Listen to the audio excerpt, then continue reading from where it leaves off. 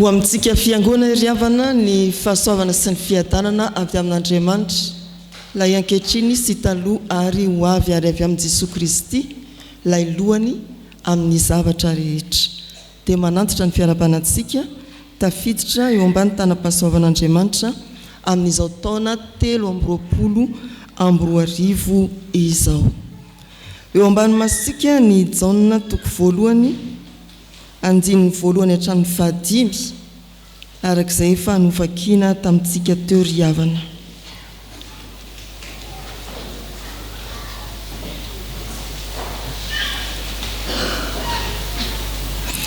Dia ny fanahin'ny tompo izay fanangatahana no hiasa amintsika tsirairay avy.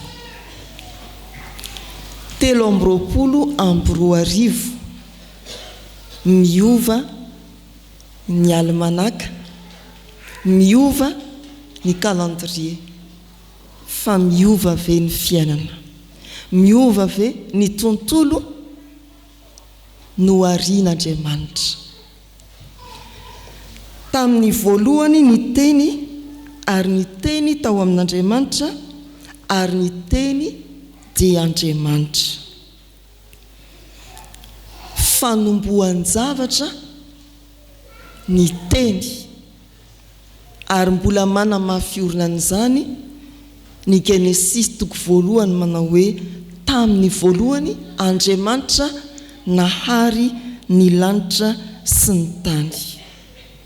Raha notaniantsika hoe maninona moa no azo lazaina ny fiovantaona ny alalan'ny taremarika 2020 tonga amin'ny 2020 dia tsy hoe izay ny fanaon'izao tontolo izao na izay ny fomba miteo aloha ka hombantsika tsy mahazaka koa, fa tena ny anga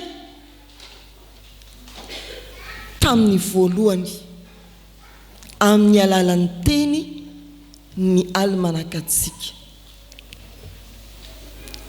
Tamin'ny voalohany ny teny, pahary izao rehetra izao Andriamanitra, mahary andro voalohany Andriamanitra, mahary calendrier vaovao indray Andriamanitra. Voalohany ary ny teny dia manova ny almanakatsika, ny teny dia manova ny calendrier atsika, ary ny faharoa ny teny manova ny fiainatsika, ny teny manova ny fiainatsika. Tamin'ny voalohany ny teny, izy no nisy mpiainana ary ny fiainana no fanazavana ny olona. Andininy voalohany sy ny fahaefatra. Teny manova calendrier. Izao tontolo izao dia azo lazana hoe ny fandamina sy ny fanaraka, fa ny fanisan-taona dia ny anga teo amin'ny nahaterahany Jesosy Kristy. Fantatsika indrindra ho antsika kristianina fa raha nontaniana ianao firy taona zany Jesosy dia 2020 taona izy. Raha mbola niara-ndriry tamintsika fizy-mody velona mandrakizay ao amin'Andriamanitra ankehitriny. 2020 taona lasa tonga teto amin'izao tontolo izao, teny tonga nofo Andriamanitra tamin'ny alalan'i Jesosy. Tamin'ny voalohany ny teny, matoa afaka manisa taona 2020 isika amin'ity ray Janoary ity, dia noho i Jesosy teraka, fa tsy noho ny fifanarahana. Talohan'ny fifanarahana dia teraka i Jesosy. Tsy afaka manome datinandro ianao zany ny amin'ny nahaterahanao, tsy afaka manome fotoana ianao ny amin'ny fandahara-taonanao raha tsy mieritreritra an'izany hoe nahaterahan'i Jesosy zany. Tsy mandeha ho azy na tongatonga fotsiny ny fanisan-taona, ampatsiahivy ny ity andin-tsoratra masin'ity manao hoe tamin'ny voalohany teny. Tsy afaka mametraka datinandro isika raha tsy mieritreritra ny nahaterahan'i Jesosy. Tsy afaka mametraka fotoana isika raha tsy mihevitra ny fanomboam-piainana miaraka amin'ny Jesosy Kristy. miainga miteboka oatra indray ny fiainanao raha ekenao no hoe tamin'ny voalohany ny teny. Manisa andro manomboka maray janoary hatramin'ny 30 desambra 2022 indray ianao raha manaiky ny fahamarinany teny hoe tamin'ny voalohany ny teny.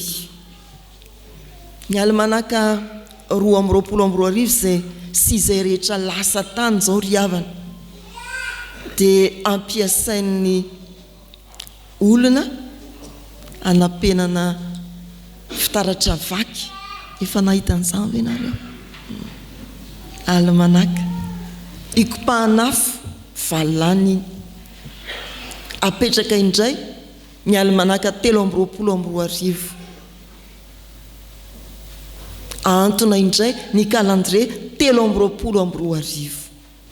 Izay ny fombantsika, tsy hoe dia ataoko eo daholo ny taona 727 dia eo almanaka be dia be ao an-trano mivalana iny tsy hitantsony izay nalehany. Ary izay koa no sary ny fiainantsika manaiky hanomboka araka ny soratra masina hoe tamin'ny voalohany teny. Avalomiany ny 2022 tsy atao hoe atao kipahanafo nataovy anitsy atao andro hoy ny Isaia mpaminany tsy ho tsarovana intsony ny lasa.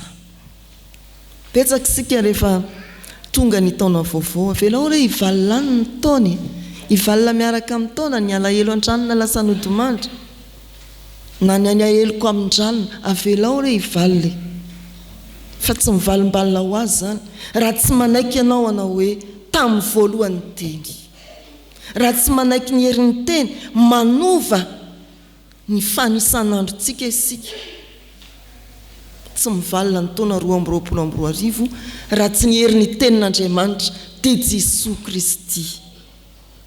Ry havana malala, rehefa hamoaka ny zanak'Israely avy any Egypta, ny tompo dia nanomboka calendrier vaovao izy.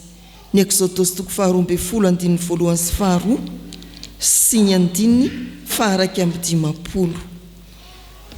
Ity no voaloham-bolana amin'ny taona ho anareo, ary tamin'izany nitondran'i Jehovah n'Andriamanitra ny zanak'Israely hivoaka avy tany Egypta. Andro voalohany, voaloham-bolana amin'ny taona, hitondrana ny zanak'Israely mivoaka amin'ny tany Egypta, tena hoe hiaina amin'ny fahafahana. Ary izay ilay manova calendrier miaraka amin'ilay tamin'ny voalohany teny. Ianao avelan'Andriamanitra isitraka ny fahafahan'ny zanak'Andriamanitra amakivaky ty taona 2022 ity. Tamin'ny voalohany ny teny. Jesosy Kristy manafaka anao amin'ny alalan'ny teny. Jesosy Kristy mampanadino anao izay tokony ho adinoina amin'ny alalan'ny teny. Tonga eo aminao. Dia izany ry havana no afatra voalohany. Teny milaza fiangana. Teny manambara fanorenana. Teny manambara fahariana vaovao.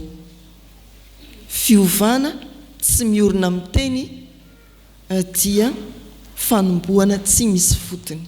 Fiovana tsy misy dikan'izany. Irairaina fotsiny. Koa dia ny antsonantsika dia ny hoe avelao ny tenin'Andriamanitra ialoha ny finiavanao anomboka zavatra vaovao. Ialoha ny taona 2022 tamin'ny voalohany ny teny.